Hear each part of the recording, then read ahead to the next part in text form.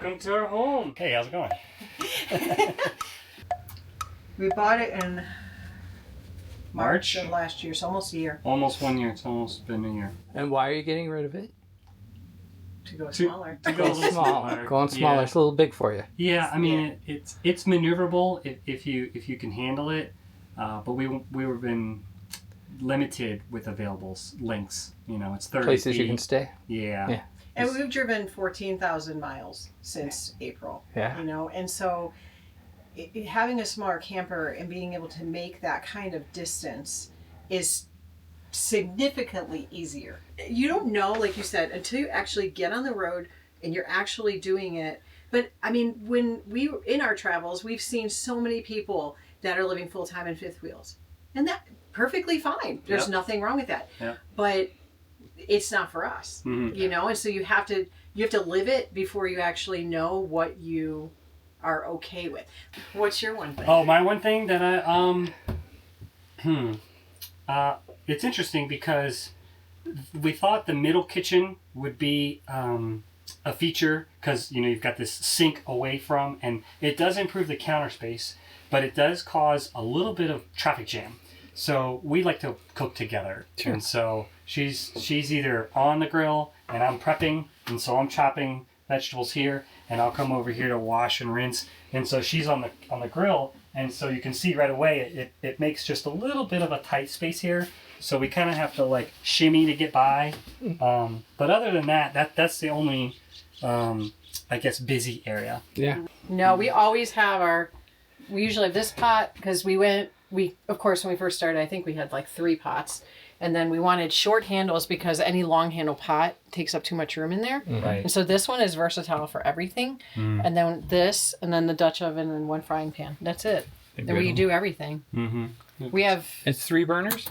Yeah. Yeah. Okay. Then we have 2 burners outside. One in the front, and then you got... You got 2 burners outside too? Mm-hmm. Yes, there's an outdoor kitchen. We got to show you. Yeah. Oh yeah, full countertop all the way across. There's even more cabinets underneath here. Yep, it's like a hideaway TV. Up it comes. There it is. I think it's like 32 inch, maybe somewhere in there. Fire stick, you know, Roku. There you go. Movie time. And it does have 2 ACs. There's one AC that serves this space, and then there's another AC dedicated just for the bedroom. That's nice because then you can just close that off and air condition just that space instead of the whole house. You can actually open the fridge about that far to there with the slide here. So you can still access your food and water and drink. And the one thing that we enjoy is the windows. So There's many windows on every wall. Yeah, I mean, this whole wall, you have a 360 view. Bathroom. Yep, so it's got nice countertop. Cabinets underneath. Cabinets overhead. These are like medicine cabinets. You can, I mean, there's all kinds of storage space. Oh, wow. Both sides. And then there's shelves here. Like yeah. that. Then above the toilet, there's more cabinets. Pretty decent shower. Yeah, that's a nice shower. Mm-hmm. And then bedroom, it's got the queen size. Lots of storage on all sides. His and hers on both sides. And this one has the wall-mounted TV here. And you just pop this off, and you can pull this out. And it's on an arm, so you can kind of like rotate it. Yep, his and her reading lights. There's an armoire in there, so you can hang clothes. That's nice. And then drawers. It's got 2 more drawers. Another ledge on each side. Look at all that storage. Mm-hmm. And then after all that, more storage under here.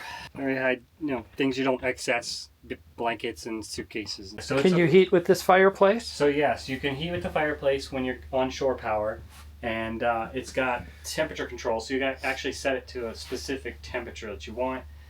It has the lights too that kind of, you know, dance and make it look like it's a real fireplace. And then for boondocking, like what we're doing now, we use the propane. And so there's circles you can see on the wall. And then there's an underbelly. It's kind of hard to see. But the heat actually comes under the floor and then into the space. So it heats the floor below. That's nice. Yeah, so that you don't really have that cold floor in the morning? Yeah, constant transition of temperature change. It's normally the black tank that fills up a little bit quicker than the... because we don't use much shower. We have a little water saver. we reuse our dishwater for rinse and cycle that. So, we kind of get 2 uses out of everything we do to be more efficient. That's great. We know that we put 50 gallons in and we fill it twice. So we do 100 gallons in, and we've got 2 grays at 45 and then 1 black at about 45. They're about all And so after 2 fills, then we know that we're kind of like evenly distributed. So we go about 2 weeks. At the camper, we took it to a state park that was like, I don't know, maybe 10 miles or not even 5 miles up the street from our house. And we did like a trial run. So we were close to home if we needed to get supplies or tools or whatever, but we were still in the camping, setting.